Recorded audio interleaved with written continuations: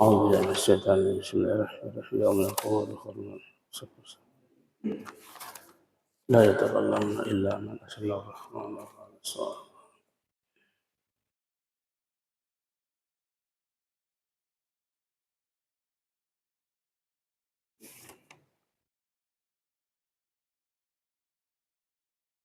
Assalamualaikum warahmatullahi wabarakatuh. Alhamdulillahirabbil alamin wassalatu wassalamu ala rasulillahil karim sayyidina Muhammadin wa ala alihi wa ashabihi ajma'in. Allahumma la ilma lana illa ma 'allamtana innaka antal alimul hakim. Fa'allimna ma yanfa'una wanfa'na bima 'allamtana. Allahumma ja'alna mimman yastami'una al-qawla fayattabi'una ahsanah. Wa la taj'alna mimman 'arada 'an dzikri fa inna lahu ma'isatan dhanka. Wa adkhilna fi ibadikas shalihin bi rahmatika ya arhamar rahimin. Jamaah subuh yang dimuliakan Allah Subhanahu wa taala. Kami tak henti-hentinya mengajak kita semua untuk senantiasa memuji, bersyukur kepada Allah Subhanahu wa taala atas segala limpahan nikmat yang tak pernah berhenti dianugerahkan kepada kita. Begitu pula kami tak henti-hentinya mengajak kita semua untuk senantiasa meningkatkan intensitas salawat kita kepada Rasulullah Sallallahu Alaihi Wasallam.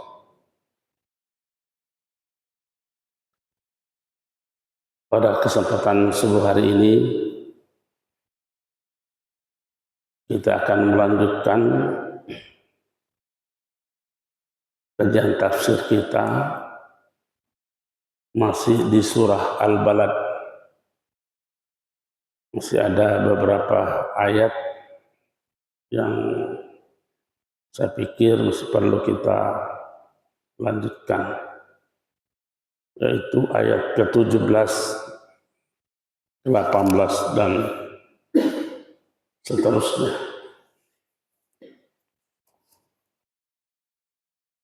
A'udzubillahi minasyaitonirrajim. Bismillahirrahmanirrahim. Summa kana minal ladzina amanu wa tawasaw bis sabri wa tawasaw bil marhamah. Ulaika ashabul maimanah.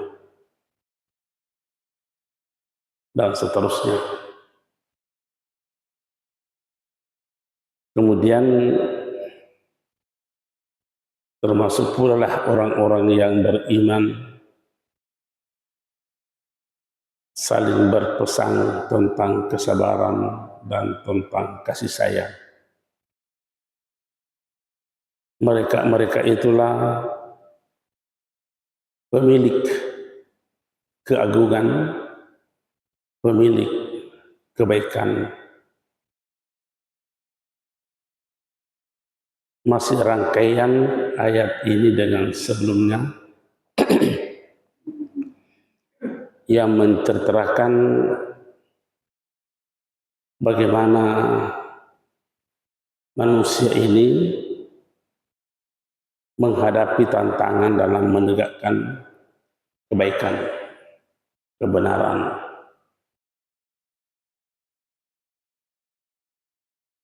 Kita telah membaca bahwa di dalam menegakkan kebaikan itu, kebenaran yang dicontohkan di dalam ayat ini ada beberapa. Fakku rakabah, kemudian au it'amun fi yaumin zi masgabah, yatiman za makrabah au miskinan za makrabah. Itu kita sudah jelaskan. Salah satu lagi yang menjadi tantangan dalam kehidupan kita ini adalah amanu. Amanu memang diterjemahkan beriman. Tetapi kita melihat teksnya ayat ini menggunakan kata kerja. Menggunakan kata kerja. Ada bahagian iman itu yang mudah, ada bahagian iman itu yang susah. Bahagian iman yang gampang adalah membenarkan dalam hati. Tidak terlalu berat itu. Bahagian iman yang gampang adalah mengucapkan yang benar. Mengucapkannya. Yang susah adalah membuktikan. Ini yang susah. Mungkin kalau kita mau meneliti di RT kita saja, ditanya satu-satu, percaya enggak kepada Allah? Ya percaya, mungkin 100% menjawab, percaya.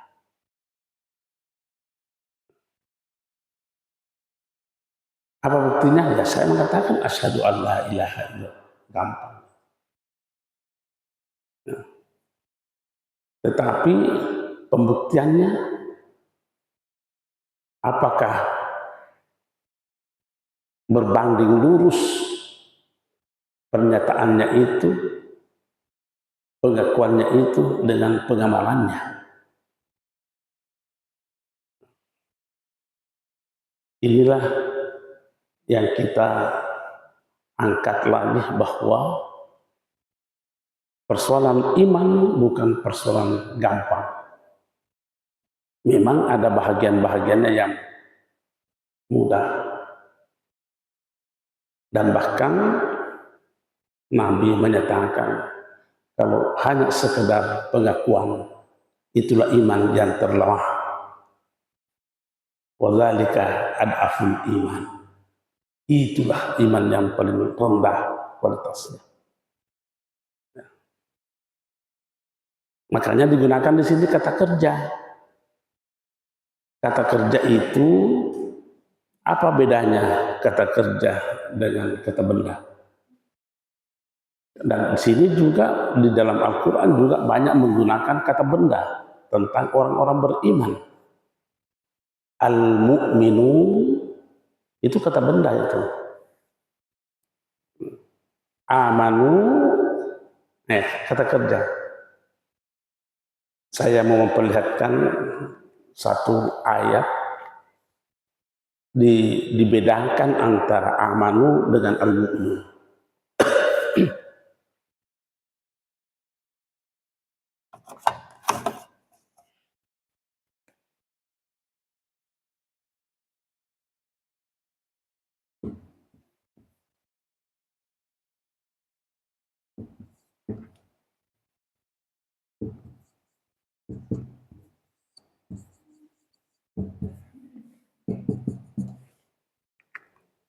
Coba kita lihat ini.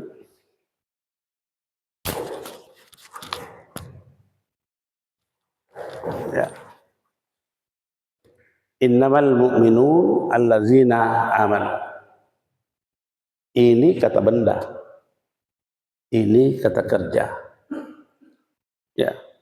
Kalau dibuka terjemahannya itu, masing-masing berkata percaya. Itulah kekurangan terjemahan, karena tidak mampu membedakan al-mu'minun dengan aman. Coba kalau diterjemahkan, Bu, kalau ada nanti buka terjemahan, tidak ada bedanya. Kalau mau diterjemahkan secara sesungguhnya orang-orang beriman adalah orang-orang yang percaya. Sama. Kalau saya tidak cocok terjemahan itu. Apa bedanya dengan beriman dan percaya? Nah, sepertinya ayat ini berkata nanti dikatakan bermukminu kalau dia amanu. Coba, hanya saja orang-orang beriman itu bisa dikatakan al-mu'minun kalau dia amanu. Apa bedanya ini dengan ini? Al-mu'minun kata-kata benda itu dalam kaidah bahasa yufidus subut. Kalau kata benda itu statis.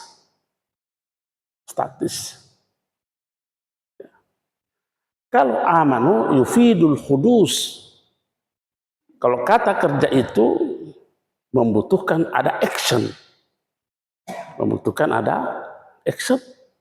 Jadi kalau begitu, orang yang menyatakan dirinya beriman nanti bisa dikatakan mukminun kalau dia mengaktualisasikan imannya. Tapi tidak bisa diterjemahkan begitu, kan terlalu panjang. Ya, terjemahan Departemen Agama paling maka orang-orang yang beriman adalah orang-orang yang beriman terhadap.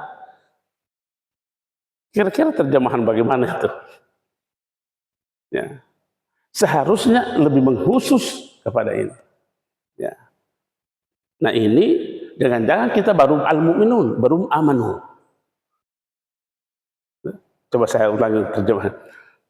Orang al-mu'minun itu bisa dikatakan al-mu'min kalau dia amanu. Itulah tadi saya katakan bahwa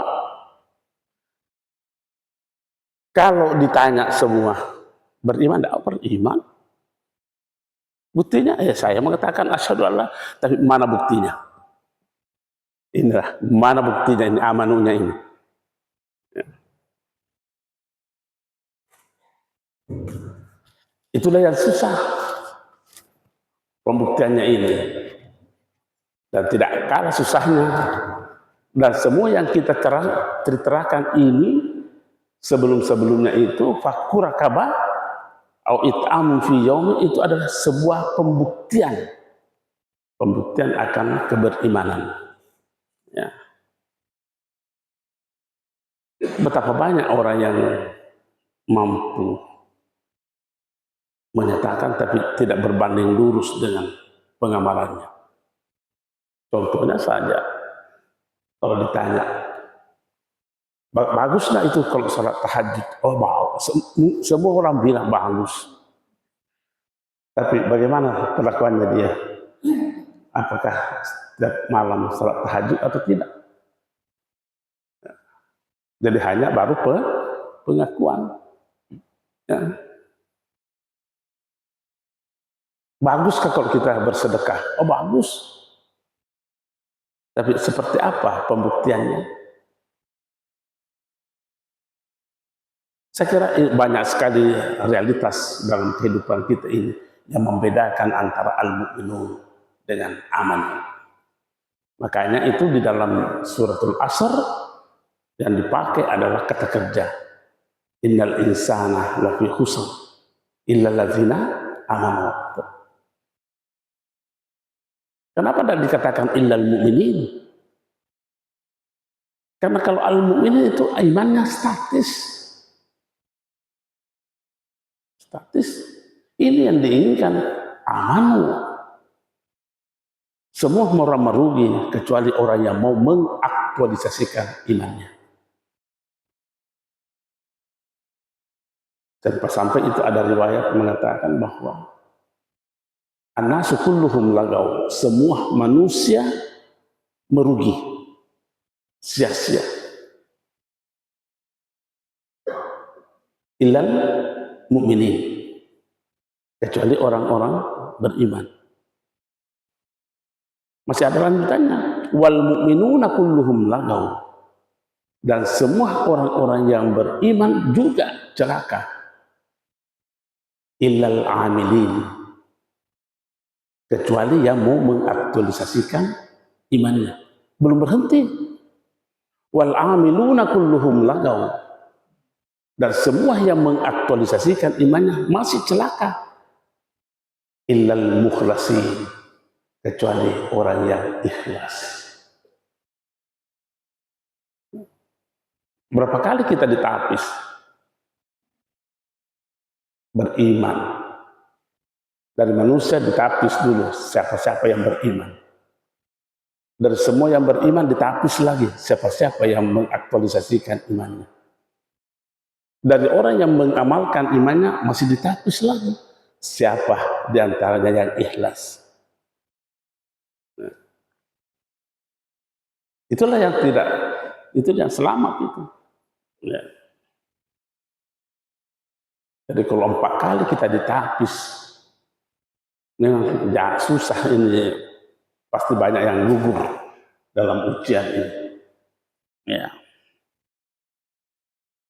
Jadi iman kembali lagi bukan persoalan sepele, khususnya di dalam persoalan pembuktian itu amal.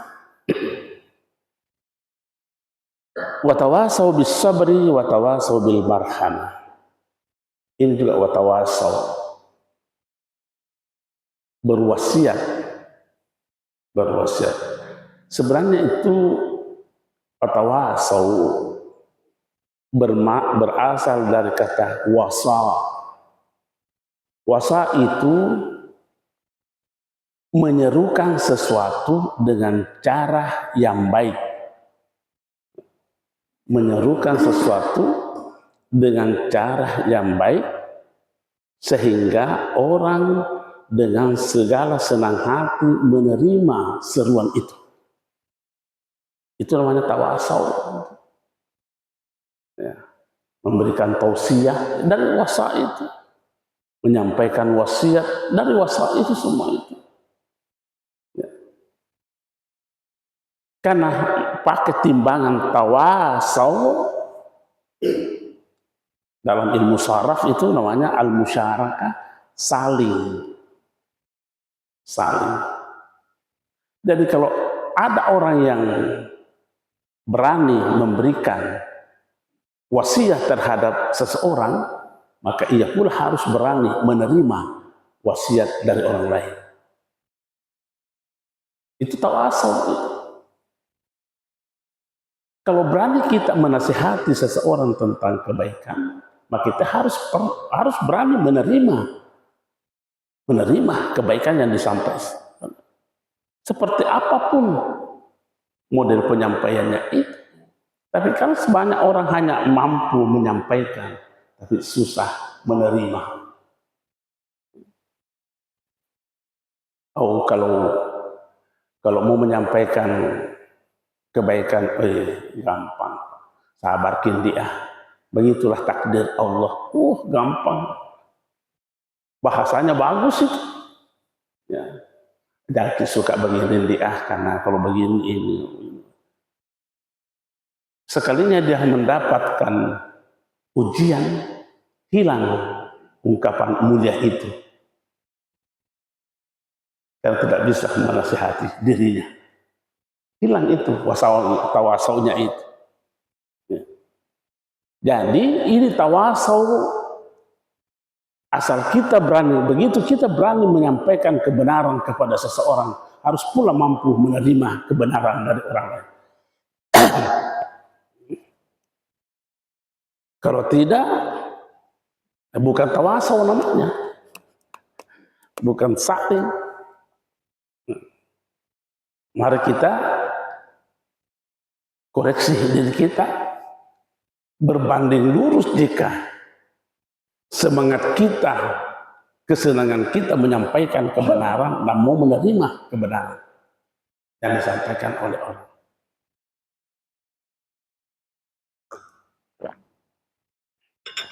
Itu makna tawasau. Yang mau disampaikan ini adalah as-sabar. Sabar saya kira sudah pernah dulu dijelaskan makna sabar itu. Makna sabar tidak identik dengan diam. Ya, sabar tidak identik dengan diam. Karena ada orang diam tapi belum tentu sabar.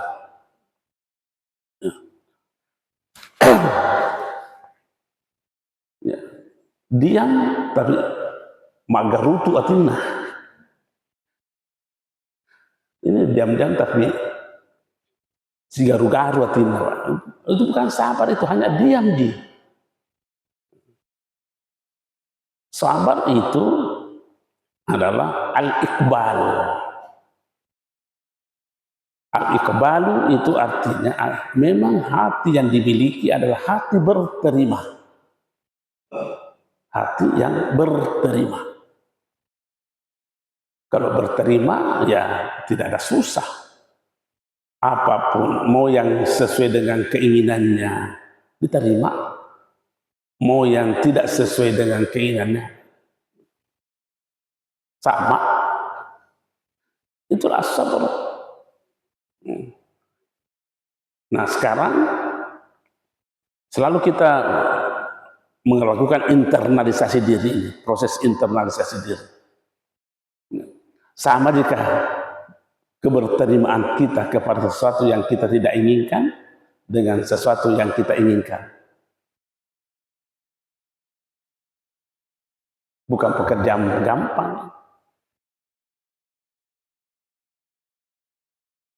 Itu sabar. Al-iqbalu. Hatinya berterima terhadap kebenaran. Baik itu sesuai dengan keinginannya ataupun tidak sesuai dengan keinginannya. Ya, yang tidak sesuai dengan keinginan ini, apa yang membuat terkadang kita menolak? Kalau tidak sesuai dengan keinginan, apa yang membuat kita menolaknya itu? Karena kita belum tahu ada kebenaran di situ. Seandainya kita tahu ada kebenaran di situ, nah biar berpertentangan, kita terima karena kita tahu. Nah, disinilah peranannya keyakinan. Disinilah peranan meyakini sepenuhnya apapun yang menjadi keputusan Allah, ujung-ujungnya adalah kebaikan. Tapi ini kan susah melekat di hati. Kalau suasana normal, gampang diucapkan ini. Gampang diucapkan suasana normal. Tapi kalau suasana yang tidak normal, hilang itu. Ya. Itu namanya al-as-sabr. Yang kedua kita ulangi saja karena sudah pernah dulu diterangkan as-sabr itu. Yang kedua makna sabar itu bukan berarti bahagia, tapi bahagian daripada makna itu. Tidak cocok, bukan hanya iqbal. Jadi kalau al-iqbal yang kita miliki itu baru sepertiga sabar kita. Kalau hati kita mampu menerima kebenaran baik yang kita inginkan ataupun yang kita tidak inginkan, rela kita menerimanya, itu baru sepertiga sabar kita. Harus ditambah lagi. Apa ditambah itu? Al-khumasah. Apa itu al-khumasah? Semangat kerja.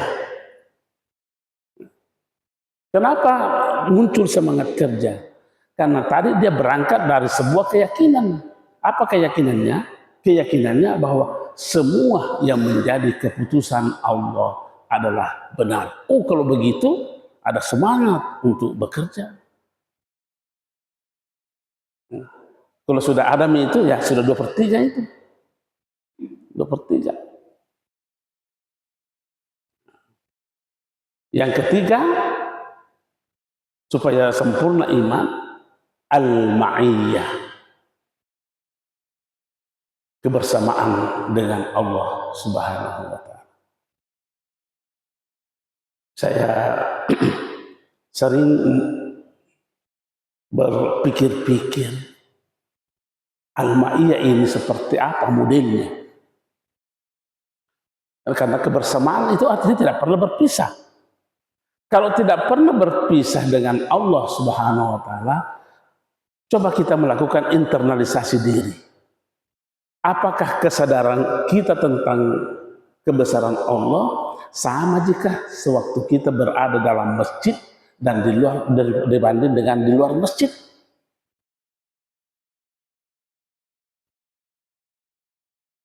Sama jika kesadaran keilahian kita ketika kita berada di atas sajadah pegang tasbih dengan di luar daripada tempat itu.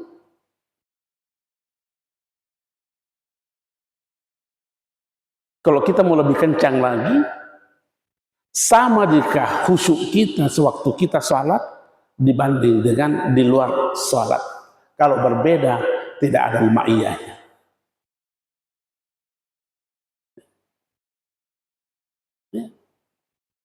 Tidak ada ma'iyahnya itu. Kenapa? Karena Allah itu tidak bisa diukur dengan tempat. Allah itu tidak bisa diukur dengan waktu. Jadi kalau membedakan antara kesadaran waktu dia di atas sajadah, kemudian berada di luar sajadah, kan mengukur dengan tempat kalau begitu. Nah, Allah Maha Suci. Nah, kalau sudah dimiliki itu, barulah namanya as-sabar. Sudah 3/3 itu. Itulah sering kita katakan bahwa untuk mencapai kesabaran membutuhkan kesabaran.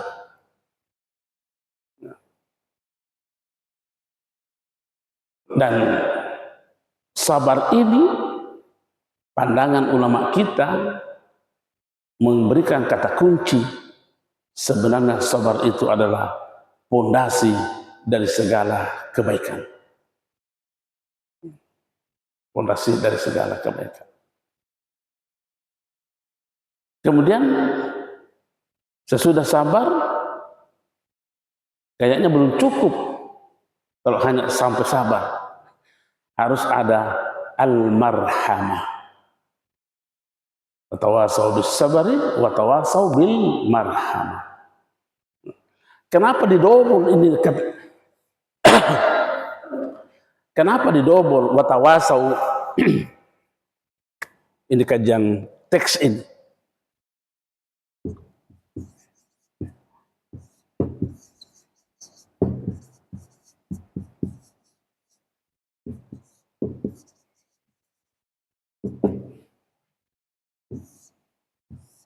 Kenapa didobol itu? Padahal bisa saja dalam kaidah bahasa Arab bisa mengatakan watawasau bis sabri, wahnya ini bisa mewakili ini wal marhamah.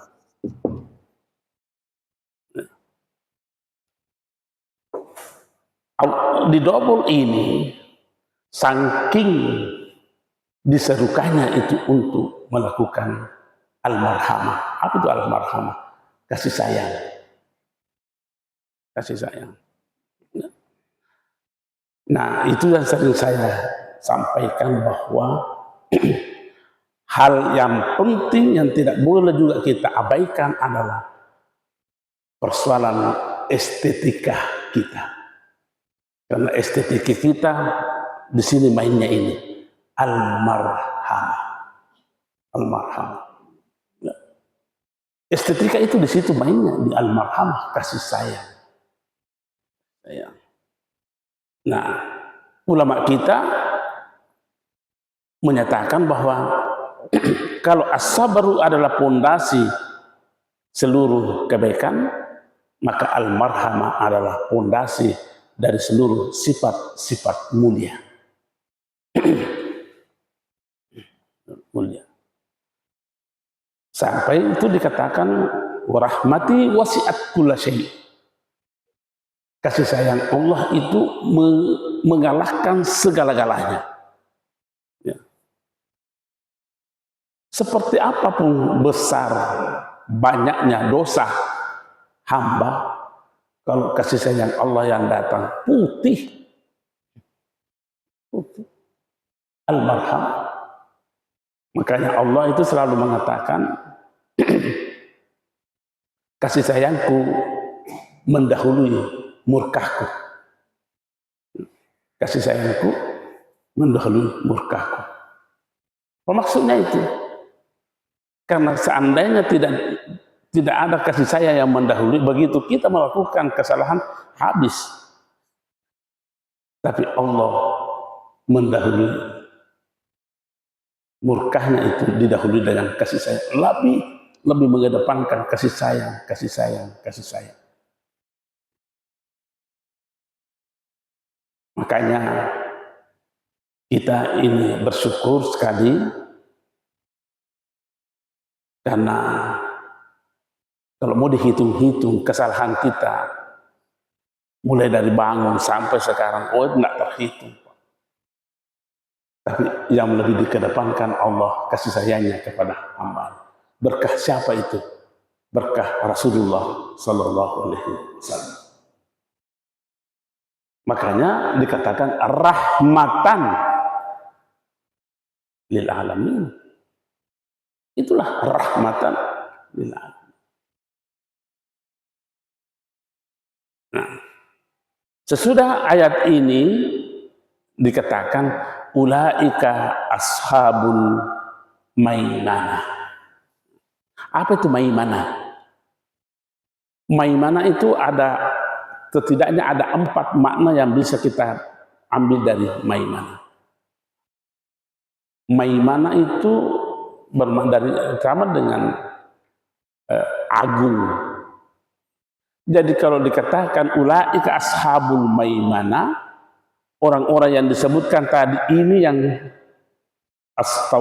amanu wa tawasaw bis sabri wa tawasaw bil marhamah fakku rakabah au ita'amu fi yaumin au dan seterusnya, mereka inilah pemilik keagungan. Inilah ulaika, ya, itu ulaika kata tunjuk, itulah semua. Itu ulaika itu semua, mulai dari fakku rakabah au ita'amu fi yaumin simaskabah, timan sama teraba, miskinan sama teraba, makanan amanu wa tawasaw. Merealisasikannya ini ulaika. Itulah orang-orang pemilik keagungan. Ini bukan di mata siapa, ini agung di mata Allah.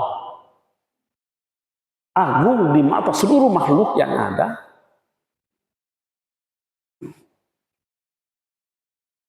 Itu baru satu makna al-maimanah. Dari kata maimanah juga dipetik makna kekuatan, energi kehidupan. Yang memiliki sebelumnya ini adalah itulah pemilik kekuatan itu. Pemilik kekuatan. Untuk apa kekuatannya itu? Mampu menyelamatkan kekuatannya itu dari kehidupan yang menyiksa di akhirat.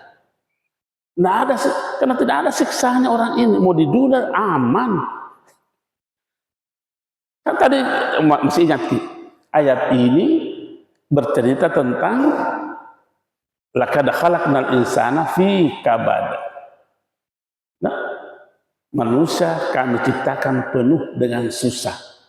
Nah, Allah mengatakan di akhir bercerita tentang manusia-manusia baik ini, mereka itulah pemilik kekuatan yang bisa meruntuhkan kesusahan itu. Indah sekali bahasa Al-Quran itu. Nah, apalagi yang ada dalam kata maimanah itu. Diksinya Al-Quran memang luar biasa, Pak. Diksinya itu. Diksi pilihan kosakatanya. Nah, dapat kita petik satu kosakata tapi dengan makna yang banyak. Dari maimanah juga bermakna pemilik kesungguhan.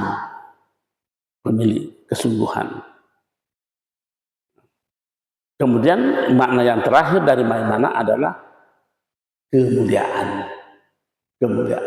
Jadi kalau begitu ulaika ashabul maimanah, mereka itulah pemilik kemuliaan.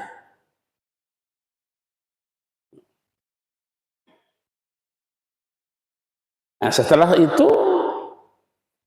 nah, sebelumnya ada pernyataan Rasulullah Sallallahu Alaihi Wasallam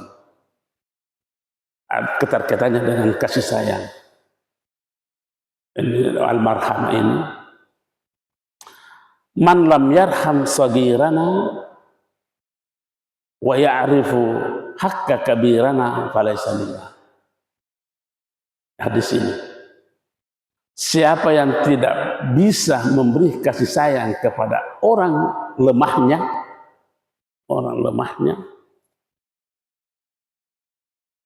wa ya'rif hakka kabirana, dan tidak mau paham apa haknya orang besarnya, falaysa minna, bukan golongan saya itu, kata Rasulullah. Saya ulangi ini hadisnya ini. Siapa orang yang tidak bisa memberi kasih sayang kepada orang lemahnya, kemudian dan tidak bisa memahami hak-hak orang besarnya, falaysa minna, bukan golongan saya, kata Rasulullah SAW. Ini juga bukan persoalan gampang, karena biasanya yang cepat hadir dalam diri kita kalau dibawa kita bukan kasih sayang. Siapa kok? Itu langsung itu.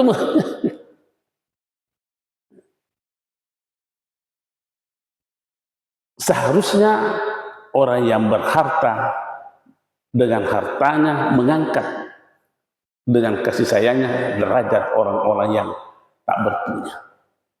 Orang yang berpangkat seharusnya dengan kasih sayangnya mengangkat derajat orang-orang bawahannya. Banyak sekali ayat yang itu.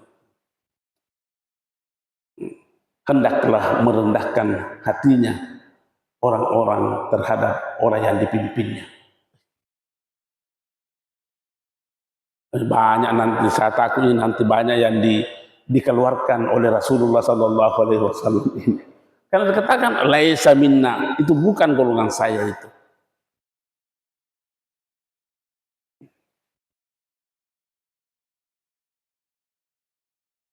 Makanya juga Rasul juga mengatakan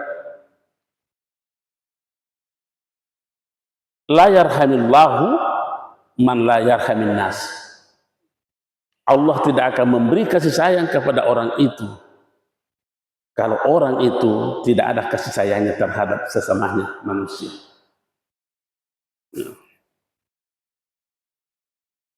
Nah, di penghujung ayat ini langsung dibalik itu. Nah, tadi sumakana lazina amanu, maka yang terakhir wallazina kafaru bi ayatina hum ashabul mas'amah. Nah, kalau tadi beriman langsung dibalik, tetapi orang-orang yang mengingkari kebenaran-kebenaran seperti yang disebutkan tadi itu, mereka itu adalah ashabul mas'amah, bukan lagi pemilik keagungan, tetapi pemilik kesusahan. Al-mas'amah lawan daripada al-maimanah. Jadi kalau empat maknanya al-maimanah, semua yang empat itu kebalikannya, semua itu adalah maknanya al-mas'amah. Jadi kalau yang pertama adalah agung, lawannya adalah hina. Kalau begitu, jadi kalau begitu inilah orang-orang yang terhina ini. Allazina kafaru bi ayatina. Kemudian kekuatan lawannya lemah. Jadi inilah orang-orang lemah sesungguhnya ini. Yang ketiga, makna al-maimanah adalah orang yang bersungguh-sungguh. Kalau begitu, inilah orang-orang malas sebenarnya ini. Ya. Kemudian al-maimanah adalah kemuliaan. Nah, inilah orang-orang yang hina. Nah, kalau agung itu lawannya rendah. Nah, mereka inilah ashabul mas'amah. Ya. Dan inilah yang tidak lolos. Laqad khalaqnal insana fi kabad. Inilah yang tidak lolos dari fi kabad. Apa? Alaihim narum musadah. Karena dia ingkar, tidak mampu mengaktualisasikan apa yang disebutkan, maka wajib alaihim itu ala kata-kata ala itu dalam bahasa Arab bermakna wajib. Alaihim, wajib atasnya neraka yang tertutup. Keras ini, alaihim. Apa itu muqsadah? Muqsadah itu bermakna letternya tertutup. Jadi kalau muqsadah itu dibawa kepada neraka, maka ini tempat yang sama sekali tidak ada ventilasinya. Bayangkan saja kalau ada pembakaran asap tidak ada ventilasinya, maka kita sedih. Jangankan dulu api, asapnya mau saja tidak ada ventilasi, tidak ada apa-apa. Narun muqsadah, neraka yang tertutup. Bonyok ini Pak ini.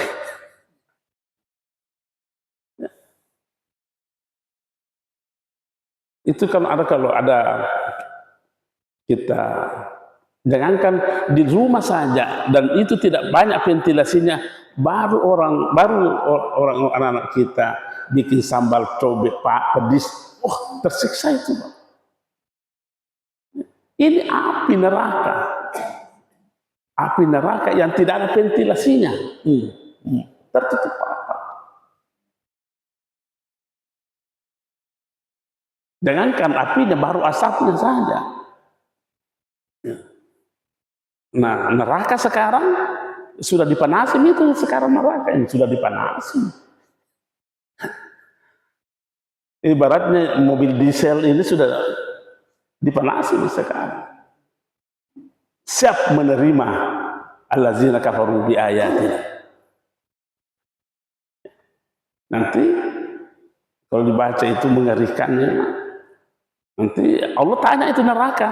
Bagaimana neraka? Sudah penuh nih. Apa jawabannya neraka? Masih ada ketambahan? Ini. Jadi kena ayat ini penutupnya dengan di depan. Ayat pertama awal dengan ayat terakhir bahwa manusia diciptakan penuh dengan kesusahan. Yang gagal menghadapi kesusahan inilah allazina kafaru bi ayatina. Sekian dan terima kasih. Assalamualaikum warahmatullahi wabarakatuh.